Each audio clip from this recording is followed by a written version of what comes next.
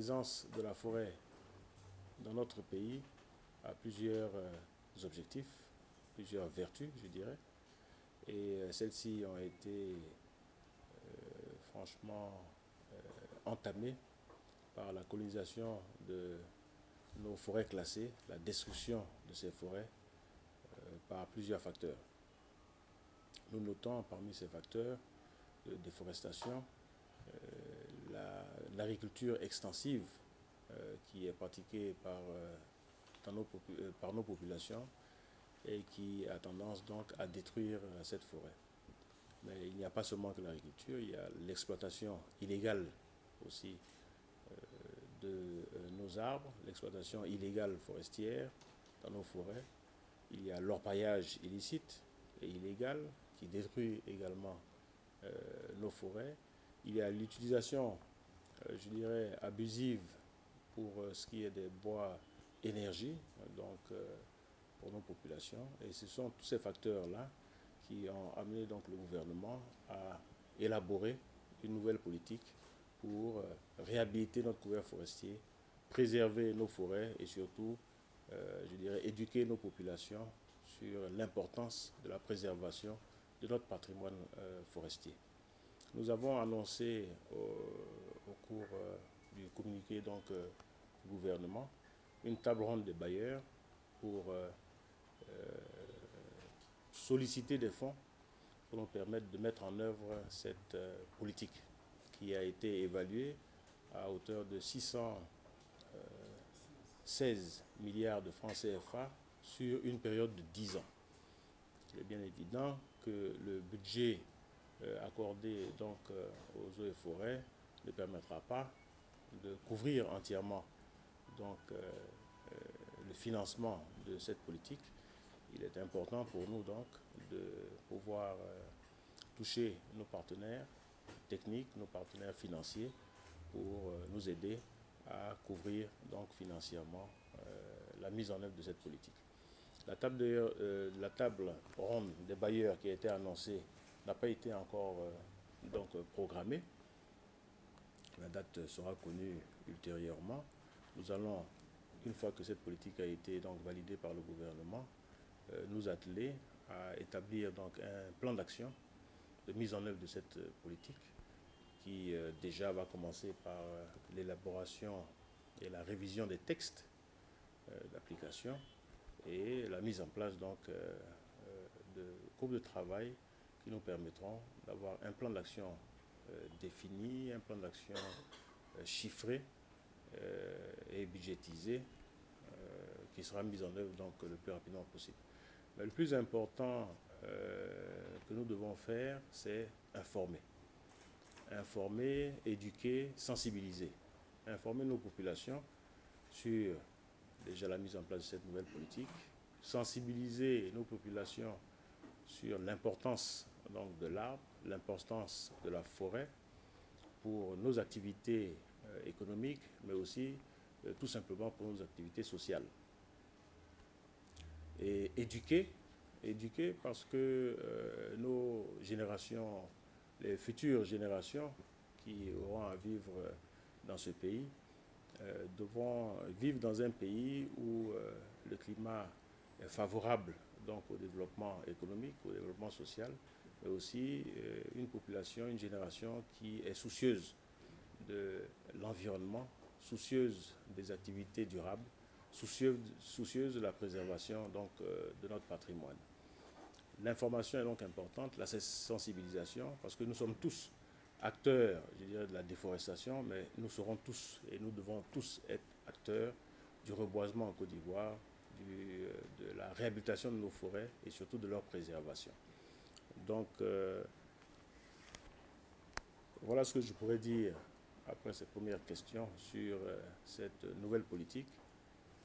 J'attends de vous d'autres questions pour plus de précisions à donner. Merci. Merci, Monsieur le ministre. Nous allons procéder à la deuxième série de questions. Oui.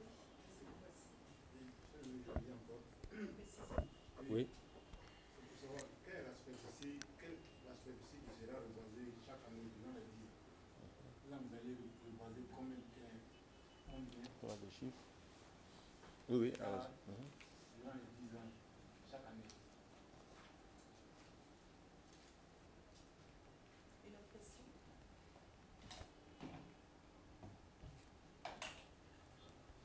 Monsieur le ministre, bonjour. Moustapha Maïga de Média TV Afrique. J'ai deux questions. La première, c'est de savoir est-ce que les acteurs du bois sont impliqués dans cet objectif qui consiste à faire en sorte qu'on puisse passer de 11% à 20% à l'horizon 2030? Ça, c'est ma première question.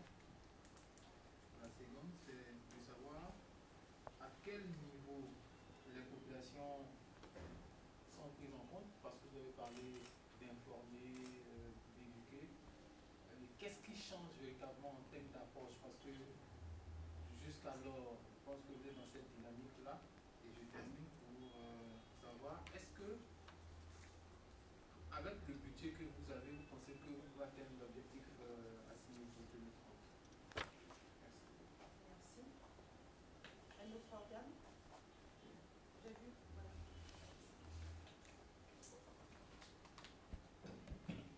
Merci Ouattara de la RTI. Je voudrais savoir justement, parlant du budget alloué sur les 10 prochaines années, au titre du budget 2018, est-ce que éventuellement dans l'application de cette politique, il y a quelque chose quand même qui est prévu? Parce que vous avez parlé de bailleurs de fonds, d'apport de bailleurs de fonds qui va se tenir très rapidement.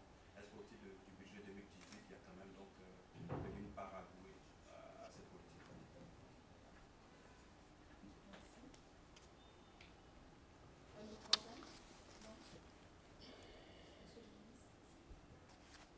Bien, alors en ce qui concerne le taux de reboisement annuel, donc il est prévu de reboiser environ 170 000 hectares chaque année. Alors ceci est un objectif qui est en moyenne. Tout dépendra donc des financements que nous aurons pu mobiliser pour le faire, et aussi la disponibilité, notre capacité, je dirais, à disposer donc de matériel végétal pour permettre ce replanting-là. Il y a plusieurs projets qui sont donc connexes à cette politique-là, notamment la production et la sécurisation donc du matériel végétal à planter. Et donc cette politique-là de reboisement sera accompagnée je dirais, d'effets directs, puisque nous aurons l'implication donc de tous les acteurs du secteur forestier. Vous avez posé la question de savoir s'ils sont impliqués. Oui, ils sont impliqués. Ils sont impliqués non seulement dans la préservation de leurs ressources, parce que l'industrie forestière a bien besoin de bois pour vivre, donc il faut préserver cette ressource-là, faire en sorte que cette ressource se reconstitue. Donc les acteurs du secteur forestier qui ont à charge le reboisement compensatoire seront amenés à plus d'implication dans notre politique de reboisement, mais aussi à participer donc aux différents programmes et conventions qui seront signés avec différents partenaires qui participeront donc au reboisement. Parce que vous savez que cette politique-là a été pensée pour permettre la participation du secteur privé. Donc un partenariat public-privé qui permettra donc non seulement d'atteindre les objectifs au niveau étatique avec les objectifs de reboisement, mais aussi qui permettra à ces acteurs privés-là de participer donc à l'élaboration, à la mise en œuvre de cette politique, participer à celle-ci parce qu'ils sont, je dirais, comptables aussi de la préservation de nos forêts puisqu'ils en sont les utilisateurs. Alors, il n'y a pas, ce qu'il faut savoir, c'est qu'il n'y a pas que les forestiers qui sont impliqués dans cette politique. Il y a aussi les acteurs du secteur cacaoyer. Je l'ai dit auparavant, nous avons déploré que la culture extensive, notamment celle du cacao, ait participé donc à la déforestation. Les acteurs du secteur cacao, les chocolatiers, les industriels du chocolat, ont décidé depuis l'année dernière, à travers une initiative que nous avons signée avec la Fondation mondiale du cacao, donc se sont engagés à s'impliquer dans la préservation de nos forêts à travers la culture du cacao sans déforestation. Donc ces acteurs-là se sont impliqués, ils ont déjà signé avant même que notre politique soit officiellement, je dirais, annoncée, mais c'est pour dire qu'ils avaient l'intention donc de participer avec nous à la mise en œuvre de cette politique et aussi à son financement. L'initiative que nous avons signée donc avec les industriels du cacao comprend la mise en place d'un fonds pour la forêt en Côte d'Ivoire. Ce fonds est projeté être mis en place d'ici à fin 2018. C'est ce qui est prévu dans notre programme. Et le travail est en cours d'élaboration. Et je peux vous dire qu'il y a une implication forte de ces partenaires-là. Non seulement des partenaires, je dirais, économiques, mais aussi de partenaires financiers qui ont déjà indiqué leur volonté de nous accompagner dans la mise en œuvre de cette politique-là. Il est évident que les budgets au niveau du ministère, du fonctionnement du ministère des Eaux et Forêts ne permettront pas à eux seuls de mettre en œuvre cette politique. C'est bien pour cela que cette politique va s'appuyer sur le partenariat avec le secteur privé, un partenariat gagnant-gagnant qui nous permettra donc par le biais de conventions de financer notre boisement, mais aussi de financer la préservation de nos forêts. L'innovation de cette politique de réhabilitation des forêts est l'introduction de l'agroforesterie. L'agroforesterie et je dirais également la foresterie. L'agroforesterie qui devrait nous permettre donc de faire cohabiter quand cela est, je dirais, nécessaire, l'agriculture et la forêt, parce qu'il faut bien comprendre qu'il n'est pas nécessaire de détruire la forêt pour avoir une agriculture compétitive, une agriculture productive. Donc c'est cela que nous allons promouvoir, mais aussi une agroforesterie, je dirais, à plus grande échelle, qui nous permettra de reboiser de grandes superficies assez rapidement, mais tout ceci dans un premier temps à l'intérieur des domaines classés de l'État, c'est-à-dire les forêts classées qu'il faut réhabiliter. Les parcs et réserves seront préservés, et notamment toutes les aires qui auront été estimées préservées seront protégées. Et nous ne permettrons plus donc que ces aires-là soient envahies par des populations. Mais la nouvelle politique donc, de réhabilitation et de préservation de nos forêts est très réaliste. Certaines forêts très dégradées sont peuplées de nombreuses populations qu'il va falloir déguerpir, mais qu'il va falloir recaser et leur permettre de pratiquer une agriculture saine, une agriculture durable, une agriculture variée qui permettra non seulement de garantir leurs revenus, mais très certainement les accroître sans détruire la forêt. Donc c'est une politique qui va s'appuyer sur des financements extérieurs, des financements dynamiques et un partenariat donc gagnant-gagnant. Donc voilà ce que je pourrais dire, hein, cette question budgétaire. S'il y a d'autres questions, je pourrais y répondre.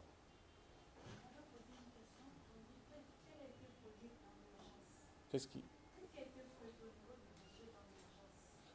Ah oui, oui. Au niveau du budget, le Conseil présidentiel qui a validé donc cette politique a décidé donc d'apporter une aide immédiate au ministère des Eaux et Forêts dans la mise en œuvre de cette politique.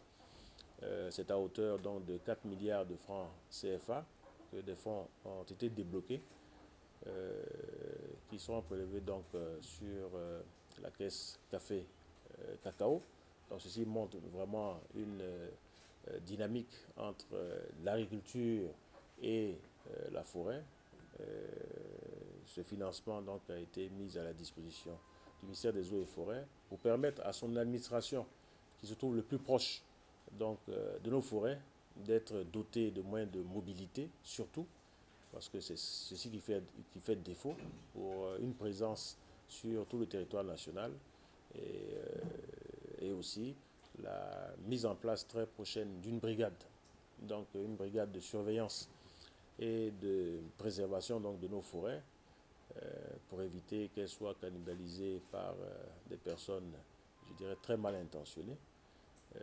Nous aurons l'appui du ministère de la Défense à travers les forces spéciales qui vont donc appuyer la mise en place de cette brigade jusqu'à sa montée en puissance, mais qui permettra donc à cette brigade d'être opérationnelle immédiatement, donc avec la présence des forces spéciales en notre sein pour préserver ces forêts-là.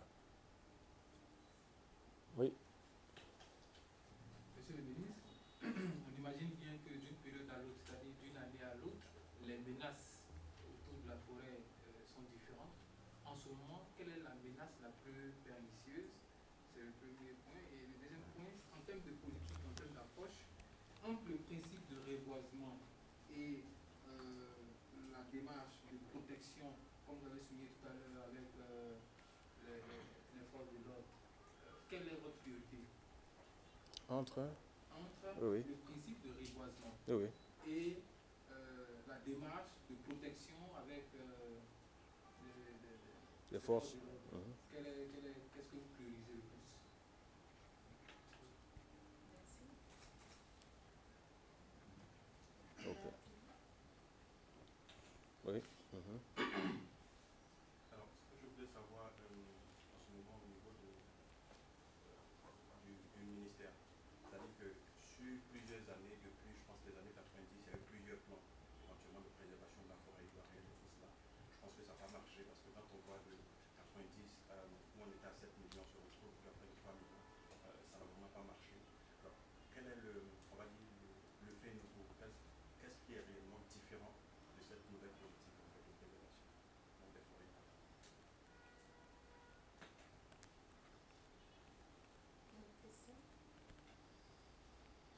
On va déjà prendre celle-là. Hein? D'accord. Alors, quelle est la menace la plus sérieuse? Il y a des menaces multiples. D'accord? Elles sont multiples. Je ne sais pas s'il y en a une qui est plus sérieuse que l'autre, mais elles sont multiples. Ce qui est sûr. La plus alarmante, c'est, je dirais, celle qui est en train de croître le plus rapidement possible, c'est l'orpaillage clandestin. L'orpaillage clandestin est en train de détruire nos forêts à une vitesse grand V. Non seulement les forêts à l'intérieur de forêts classées, mais aussi dans le domaine rural. Mais je dirais que le sillage, ce qu'on appelle le sillage à façon, c'est un sillage clandestin, donc illégal, est un fait qui aujourd'hui est en train de détruire considérablement la forêt. Peut-être même plus rapidement que les extensions de plantations agricoles. Malheureusement, ce sillage clandestin-là se fait avec quelques complicités. Voilà, qu'il va falloir rapidement éradiquer. Il faut que tout le monde prenne conscience que nous avons à préserver notre patrimoine et nous sommes tous responsables de la destruction de ce patrimoine-là. Donc, les agents des eaux et forêts sont conscientisés, ont conscience que leur travail est important, mais aussi qu'ils doivent le faire en toute, je dirais, honnêteté. Voilà, honnêteté. C'est une responsabilité individuelle, mais aussi une responsabilité collective. Il n'y a pas que les agents des eaux et forêts qui sont, je dirais directement impactés par tout ce qui est clandestin. Il y a également les administrations locales, il y a également les administrations traditionnelles, la chefferie traditionnelle, il y a également les forces de l'ordre, parce que tous ces sillages clandestins passent bien par nos routes, sont souvent exportés. Il y a certes la pression de la demande locale qui n'est peut-être pas satisfaite, mais il y va de notre sérieux, de notre, je dirais, conscience et conscientisation, que cela cesse, en tout cas que cela soit un combat permanent que nous avons à mener pour préserver notre patrimoine. Ensuite, est-ce que nous avons une priorité entre le reboisement et puis la protection? Il n'y a pas de priorité entre les deux. C'est un travail qui doit être simultané. La préservation et la protection de nos forêts doit être permanente, parce que les agressions contre ces forêts-là sont permanentes. On nous signale les arrivées massives de populations à l'intérieur de nos forêts nuitamment. Cela ne s'arrête pas. Il faut donc avoir une présence permanente, une présence vigilante permanente. Le reboisement est une nécessité, parce que vous ne pouvez pas continuer à utiliser donc, le bois et les arbres de nos forêts sans reboiser. Il y a ce qu'on appelle les reboisements compensatoires qui doivent être faits, mais aussi il faut penser au reboisement dans le domaine rural. Donc il y a une grande concertation avec les ministères qui sont intéressés par cette politique-là, le ministère de l'Agriculture, mais aussi le ministère en charge donc, de l'Environnement et celui des Ressources halieutiques également, mais également le ministère de la Solidarité, parce qu'il y a déplacement de population, donc il y a une attention particulière qui doit être donc donnée au recasement des populations. Tout est à prioriser, parce que tout est alarmant. Nous sommes à un état de dégradation de nos forêts qui ne peut plus être ignoré, et nous devons réagir vigoureusement, et c'est ce que le gouvernement est en train d'être fait avec toutes les mesures qui ont été arrêtées. Ce qu'il y a de différent avec ce qui se passait auparavant, je ne crois pas qu'auparavant nous avions parlé de politique réellement de préservation de nos forêts, de réhabilitation de nos forêts et surtout d'extension. Il y a eu plusieurs projets, plusieurs actions qui ont été menées, mais pas à l'intérieur d'une vision globale, d'une politique générale. Aujourd'hui, c'est ce qui est fait. Le président de la République a donc validé cette politique-là. Il en est l'initiateur.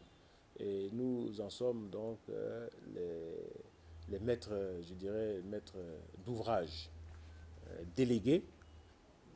Et nous allons faire en sorte que les plans d'action que nous allons élaborer nous permettent d'atteindre les objectifs rapidement. Mais nous sommes déterminés à le faire, parce que nous n'avons pas le choix. C'est notre patrimoine commun que nous devons préserver. Et nous avons aussi une responsabilité mondiale, une responsabilité planétaire. Et nous jouerons notre rôle, nous jouerons notre partition. Et nous demandons donc à toutes les populations vivantes en Côte d'Ivoire de faire en sorte que nos forêts soient respectées, que notre patrimoine soit préservé et que nos générations futures soient éduquées à la préservation donc de ce patrimoine. Voilà ce qu'il y a de nouveau, je dirais, par rapport à ce qu'il y avait avant. Et aussi, je dois dire qu'il y a une prise de conscience. Il y a une prise de conscience, non seulement des autorités, mais aussi des personnels acteurs dans nos forêts, mais aussi des utilisateurs ou des destructeurs conscients ou inconscients de nos forêts. Il y a une mobilisation nationale à faire autour de la préservation de nos forêts, et nous espérons qu'avec votre aide aussi, nous atteindrons ces objectifs. Voilà. Merci. Je pense qu'on a fait le tour. Oui. Je voudrais savoir quelle est la contribution en fait, de la technologie dans la préservation de cette politique. Parce qu'aujourd'hui, je pense que vous avez pu voir des expériences ailleurs, etc., qui ont marché. technologie pour surveiller par exemple les forêts? Parce qu'éventuellement, comme vous l'avez dit, c'est-à-dire que le personnel des eaux et forêts n'est pas assez déployé pour prendre les zones, etc. Est-ce que la technologie, vous avez songé à ça dans la politique?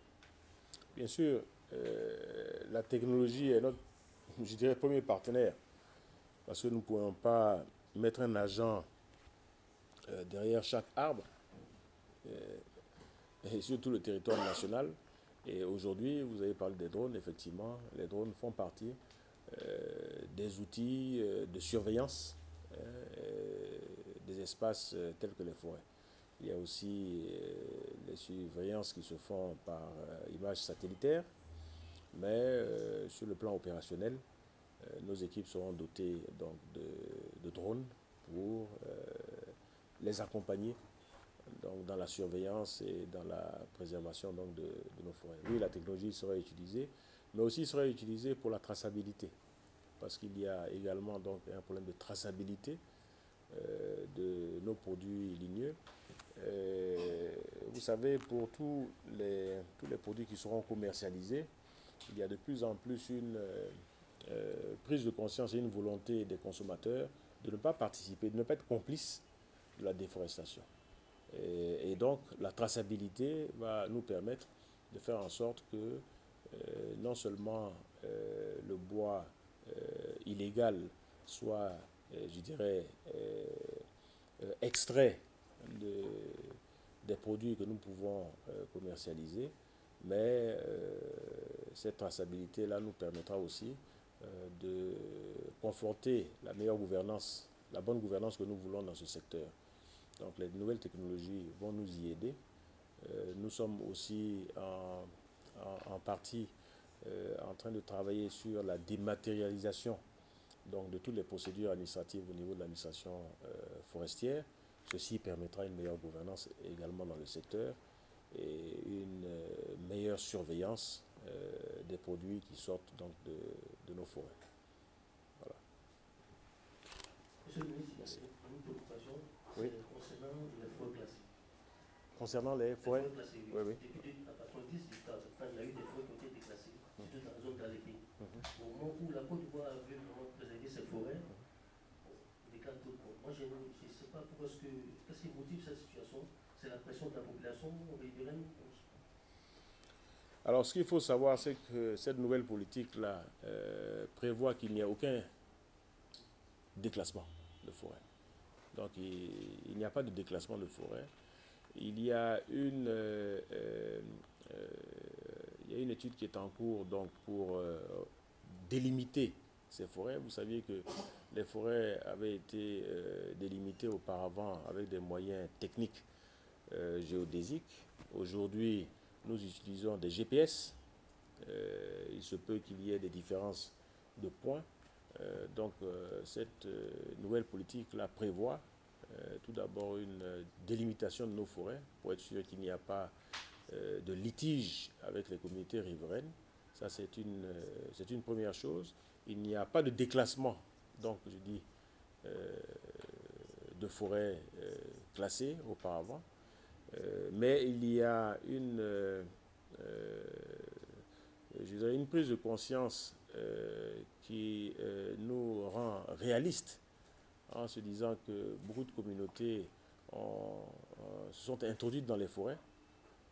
Donc nous devons faire attention à ce que leur départ de ces forêts-là ne soit pas un drame humanitaire, mais puisse être accompagné par des mesures qui seront prises et qui sont prévues donc, par cette politique-là pour amener l'agriculture à être amie de la forêt. Et ça, c'est important à dire. Il faut que nous préservions nos forêts, mais aussi que nous permettions à nos populations de continuer une activité qui est primordiale dans ce pays, c'est donc l'agriculture. Toutes les forêts, les déclassements de forêts donc, ont eu lieu avant 1980, mais depuis lors, il n'y a plus véritablement eu de déclassement. Et autour d'Abidjan, nous avons eu le problème de la forêt d'Anguédédou, qui avait été déclassée à un moment, dont une partie avait été déclassée il y a un moment, urbanisée donc en partie, Quand vous allez sur le terrain, vous constatez son urbanisation. Donc nous avons une politique qui est réaliste, mais qui sera néanmoins ferme. Voilà, parce que nous devons aujourd'hui prendre nos responsabilités.